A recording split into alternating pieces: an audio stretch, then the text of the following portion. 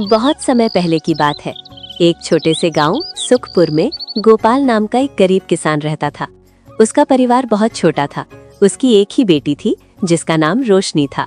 इन गरीब किसानों की जिंदगी ही यही है। दिन भर खेत जोतेंगे, रात को भूखे सोएंगे और फसल मेरी हवेली में भर जाएगी। आप सही बोल रहे हैं मालिक। गांव में आपका दहशत इतना है कि कोई गरीब आपके खिलाफ आवाज नहीं उठाता।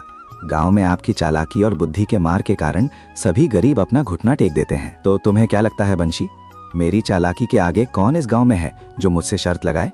इस गांव में जितने भी किसान हैं उन सभी को मैं अपनी इस मुट्ठी में रखता हूँ। ये सभी मेरे यहाँ गुलामी करते हैं, मेहनत ये करते हैं और मलाई मैं खाता हूँ। आप सही बोले मालिक, आप तो आप हैं। इन मजदूरों से दिन रात काम करवाते हैं और इनको उनका हक भी नहीं देते।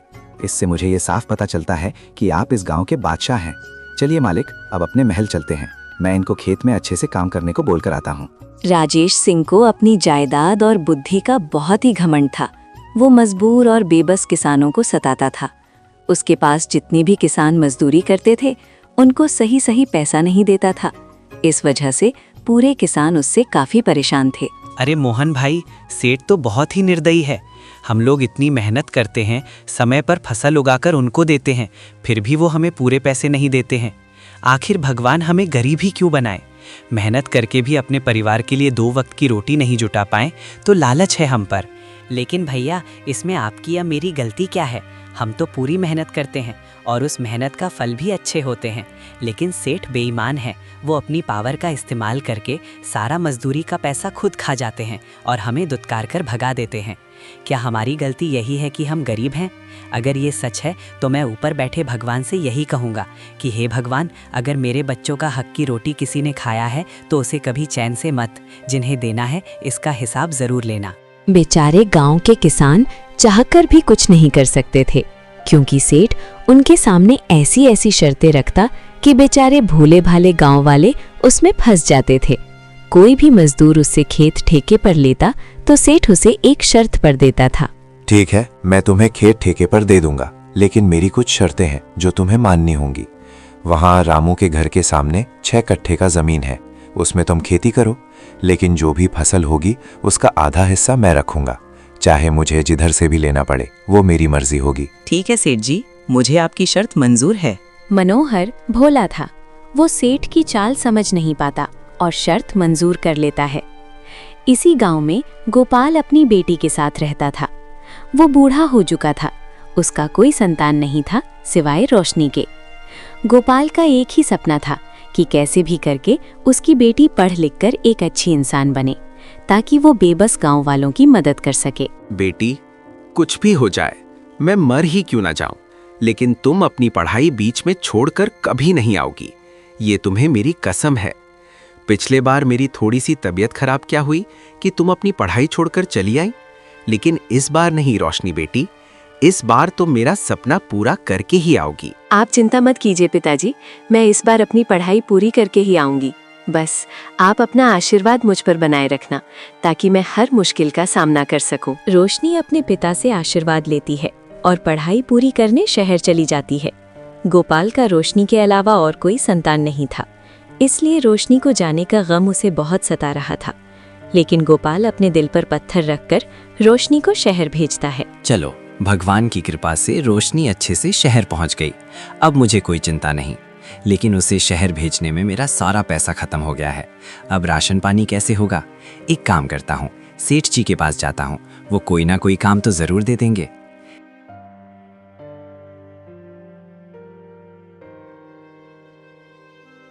सेठ जी, मुझे आपसे एक उम्मीद है कि मेरे लिए आपके पास कोई काम होगा। अगर आप बुरा ना माने तो मैं आपके यहाँ काम कर सकता हूँ। देखिए सेठ जी, मेरा कोई मांग नहीं है। आप जो भी खुशी से देंगे मैं वो ले लूँगा। बस रोज का पेट भर जाए मेरे लिए काफ़ी है। अरे गोपाल, तुम्हें तो पता ही है कि मेरे घर में नौकरों की कमी नहीं है। लेकिन खैर, तुम इतना जिद कर रहे हो तो कोई बात नहीं। मेरा एक छोटा खेत 2 कट्ठे का बचा हुआ है। अगर तुम उसमें खेती करके अपना गुजारा करोगे तो कैसा रहेगा? अरे वाह सेठ जी, ये बात तो आपकी बिल्कुल ठीक लग रही है। ऐसे भी मैं खाली बैठा ही हूँ। चलिए, अब आपने खेती के लिए खेत दे दिया, अब उसमें फसल उगाकर अपना गुजारा करूंगा। अरे गोपाल भाई, तुम इतनी जल्दी में क्यों हो? मेरी शर्त तो सुन लो। खेत खेती के लिए दे तो दिया, लेकिन तुम उसमें जो भी फसल लगाओगे उसमें आधा हिस्सा मैं लूंगा। लेकिन हाँ, मर्जी हमारी होगी, मुझे जिधर फसल पसंद आएगी वहीं से लूंगा। गोपाल सेठ की चाल नहीं समझ पाते और उनकी शर्त मंजूर कर लेते हैं।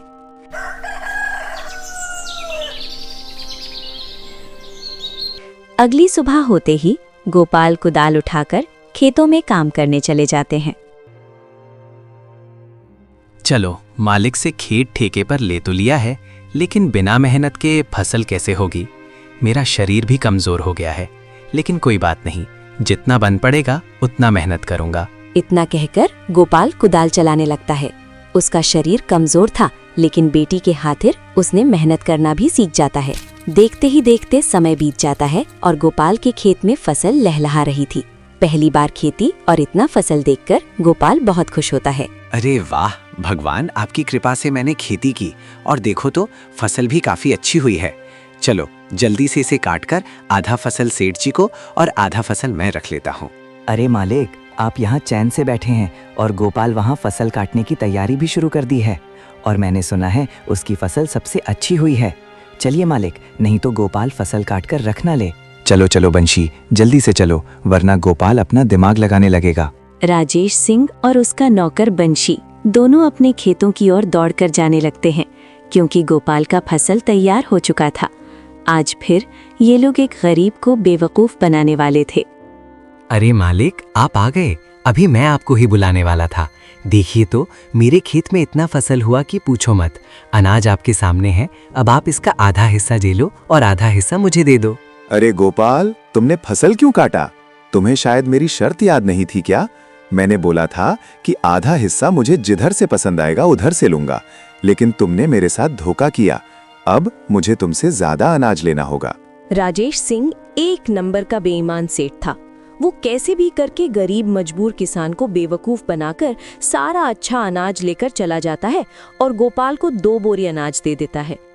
समय बीत जाती है और 2 साल के बाद रोशनी शहर से अपनी पढ़ाई पूरी करके गांव लौट जाती है। गांव का हाल देखकर उसे यकीन नहीं हो रहा था कि ये उसका ही गांव है। पिताजी, मैं ये क्या देख रही हूँ? गांव का बुरा हाल हो चुका है।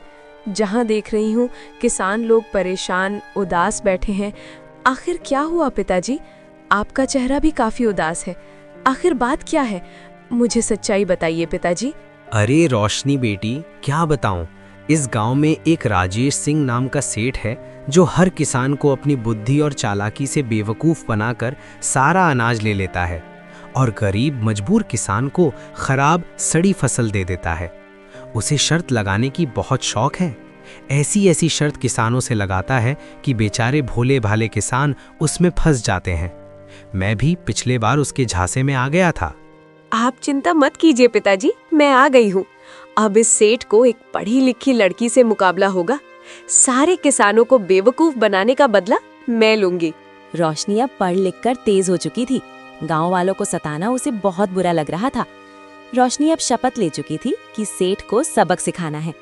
रोशनी भी सेठ के पास खेत ठेके पर लेने के लिए पहुंच जाती है। सेठ जी, मैं गोपाल की बेटी रोशनी हूँ। मेरे पिताजी का तबीयत खराब है, इसलिए मैं खेत ठेके पर लेने आई हूँ। अरे रोशनी, तुम तो कमजोर लड़की हो और पढ़ी लिखी भी लग रही हो। तुम खेती कैसे करोगी? जाओ घर और अपने पिता का ध्यान रखो। कमजोर लड़की खेती नहीं करती। सेठ जी, शायद आपको एक लड़की की ताकत का अंदाजा नहीं है। एक बार खेत ठेके पर देकर देखिए, पता चल जाएगा। अरे वाह, बात तो तुम बिल्कुल फतेह की करती हो। ठीक है, जाओ, मैंने तुम्हें खेत ठेके पर दे दिया। आपका बहुत बहुत धन्यवाद सेठ जी। चलिए अब मिलते हैं सीधे फसल काटने के दिन। अरे रुको रोशनी, तुमने अभी मेरी शर्त तो सुनी नहीं। खेत में तुम जो भी फसल लगाओगी उसमें का आधा हिस्सा और ऊपर का हिस्सा मैं रखूंगा। अगर तुम्हें मेरी शर्त मंजूर है तो बोलो। रोशनी सब जानती थी कि सेठ उसके सामने शर्त जरूर रखेगा।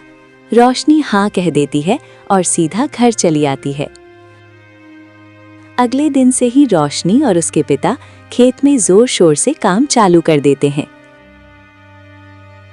कुछ ही दिनों में फसल तैयार हो जाती है और सेठ राजेश सिंह खेत में देखने जाने लगते हैं। अरे रोशनी, ये क्या? हर साल तुम्हारे पिता गेहूं की खेती करते थे, तो मुझे लगा कि तुम भी गेहूं लगाओगी, लेकिन तुम तो मुझे धोखा दे दी। अब शर्त के अनुसार मैं घास फूस कैसे लूं? देखिए सेठ जी, मैं वो सब नहीं जानती।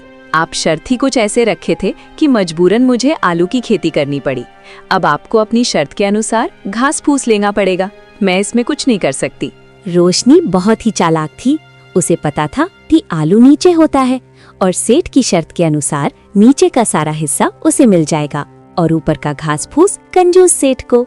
रोशनी सारा आलू लेकर अपने घर चली जाती है और सेठ देखता ही रह जाता है। अरे बंशी, आज तक मुझे किसी ने बेवकूफ नहीं बनाया, लेकिन ये 4 दिन की लड़की मुझे बेवकूफ बना दी। हाँ मालिक, आप ठीक बोल रहे हैं। ये लड़की तो काफी तेज निकली। अब आगे इससे बचकर ही रहना होगा। सेठ हक्का बक्का हो गया था। गांव में किसी की हिम्मत नहीं थी कि सेठ को धोखा दे सके, लेकिन रोशनी पढ़ी लिखी और तेज लड़की थी। वो सेठ को मुंह तोड़ जवाब दे चुकी थी। कुछ दिन बाद फिर से रोशनी सेठ के पास आती है। सेठ जी, मैं फिर से आपके पास खेत ठेके पर लेने आई हूँ। मुझे फिर से वही खेत ठेके पर चाहिए। देखो रोशनी, मैं तुम्हें खेत ठेके पर दूंगा, एक ही शर्त पर, कि तुम मुझे पिछले बार की तरह धोखा नहीं दोगी। इस बार मेरी शर्त कुछ अलग है। अगर तुम जो फसल लगाओगी उसमें ऊपर और नीचे का दोनों फसल मैं लूंगा और बीच का फसल तुम लोगी। बोलो, मंजूर है तो? रोशनी सेठ की शर्त मंजूर कर लेती है और फिर से खुशी खुशी घर चली जाती है।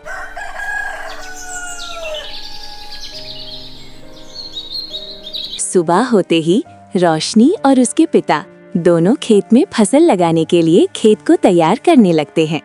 इस बार रोशनी गन्ने की खेती करती है, क्योंकि गन्ना ना तो नीचे होता है और ना ही ऊपर। गन्ना तो बीच में होता है। पिताजी, इस बार आप सेठ का चेहरा देखना कैसे उतरा हुआ दिखेगा। उसे शर्त लगाने की बहुत शौक है ना। मैं आपसे वादा करती हूँ, शर्त लगाने का नाम से उसे नफरत हो जाएगी और गांव वालों से कभी नहीं बेईमानी करेगा। बस इस फसल को तैयार होने का देर है, उसके बाद देखना मजा आएगा। अरे वाह बेटी, मुझे तुम पर पूरा गर्व है। मुझे यकीन है कि तुम घमंडी सेठ को सबक जरूर सिखाओगी और भोले भाले किसानों को उनका हक जरूर दिलाओगी। जीते रहो मेरी रोशनी बेटी, ऐसे ही गांव वालों की मदद करो। मेरा आशीर्वाद हमेशा तुम्हारे साथ है। देखते ही देखते वो दिन आ जाता है जब रोशनी का फसल तैयार हो जाता है। चारों तरफ गन्ना लहलहा रहा था। रोशनी की मेहनत और सूझबूझ से जो भी खेती होती, फसल लाजवाब होती। फिर से सेठ राजेश सिंह को पता चलता है कि रोशनी का फसल तैयार हो चुका है। सेठ और उसका जासूस नौकर दोनों खेत की ओर निकल जाते हैं। अरे मालिक, जल्दी जल्दी पैर चलाइए, देखें तो सही कि इस बार रोशनी फसल क्या लगाई है। इस बार आपकी चालाकी काम आती है या फिर इस बार भी आप हारने वाले हैं? अरे बंशी, शुभ शुभ बोलो। अगर ऐसा हुआ तो सबसे पहले तुम्हें ही सबक सिखाऊंगा। ऐसा कभी नहीं होगा। रोशनी मुझसे नहीं जीत सकती है। इस गांव में ऐसा कोई नहीं जो मुझसे मुकाबला करे। मुझसे तेज कोई नहीं है। सेठ का घमंड बता रहा था कि वो कितना बड़ा बेवकूफ है। सेठ खेत में जैसे पहुंचता है, रोशनी का गन्ने का खेत देखकर उसके पैर तले जमीन खिसक जाती है। आइए आइए सेठ जी, मैं आपका ही इंतजार कर रही थी। आपके शर्त के अनुसार मुझे बीच का फसल दे दीजिए और ऊपर नीचे का फसल आप ले लीजिए। क्या हुआ सेठ जी, खामोश क्यों हो गए?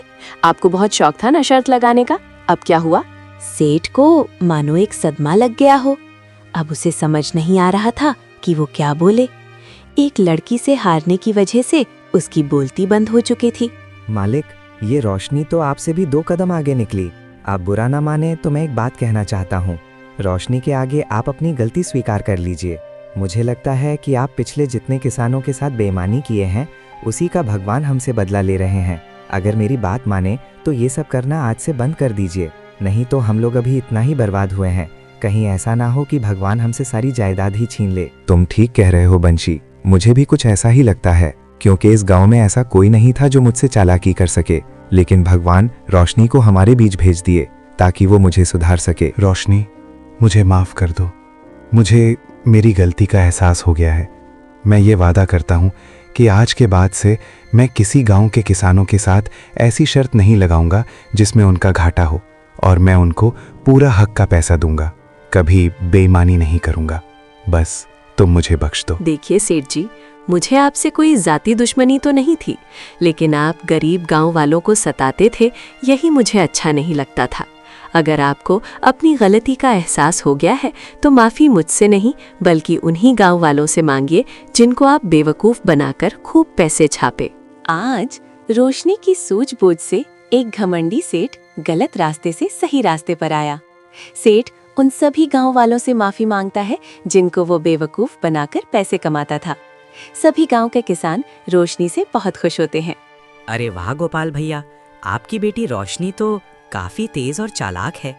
अगर वो सेठ को उनकी ही भाषा में सबक ना सिखाती तो सेठ आज भी हम पर जुल्म और कठिनाइयां डालता।